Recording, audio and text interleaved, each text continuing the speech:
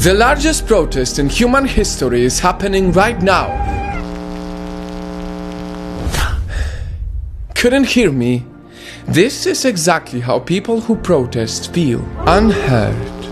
2020 has been the year of big protests from Europe and Africa to the US. But in India, an even larger protest is happening in the name of farmers who fight against new laws. So why are they protesting these laws? Well, it's important to say that this video is not about whether these laws are good or bad. That only time will tell. Trying to stay non-biased, I can see why these laws could be beneficial for farmers. They allow them to do trading in different regions instead of only in their own region as previously. The law also gives the option to cut out the middlemen who some say could take high cuts from farmers, not allowing them to make as much as they should with the minimum price support. That is good. But at the same time, I can also see why farmers fear these laws could be bad for them. The dispute-solving system seems weak, so it's natural that farmers fear that in case of dispute, they won't be able to afford the lawyers large corporations can. The new law also decriminalizes stocking up on crops, so farmers fear that private corporations can take advantage of this to abuse the market. Buy our crop at whatever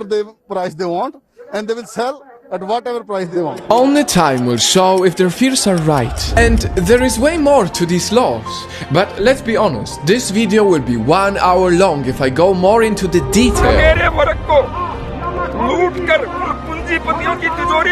Even if some people are against this protest, saying that farmers don't understand the bill, there has to be some reason why this is the largest protest in human history. With low wages, declining soil health, and high suicide rates, they were already wounded for a long time. Throwing water cannons or mocking their fears is just adding salt to their already open wounds. Hear them out. Night fam. In the world, there are many professions that make our lives much better. Farmers, builders, cleaners, supermarket workers. All of them matter so much in the society, but never get their voices heard. Never get to earn a good living, quite the opposite. Year by year, their lives get harder. And that is exactly why this protest needs to be heard all around the world. Because this is not just about India. This is about millions of people who work hard for long hours to feed our stomachs, clean our streets, or build our homes. What they do is important for our survival, yet what they need for their survival isn't taken with respect by many people. How much longer can they accept their voices being unheard? This is no way of handling such an agitation.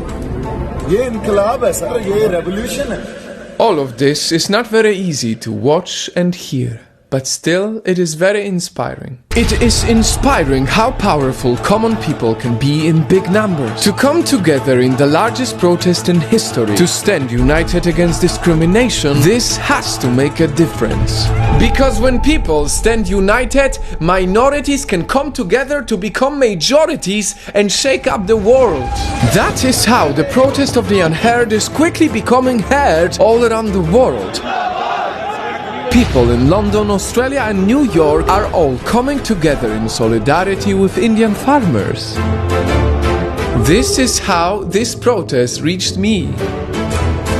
It is not very often that farmers can become the spotlight, but now that it happened, may these farmers become the voice for all the workers around the world who are silenced by those richer than them. May they give strength to all of those who feel like their work is not appreciated. May they bring a better tomorrow to everyone who works their ass off without a good salary. Today, the whole world has to hear the voices of farmers from India, because in the world with so much noise, the last thing we need is for those who make this world better to fight for their dignity unheard.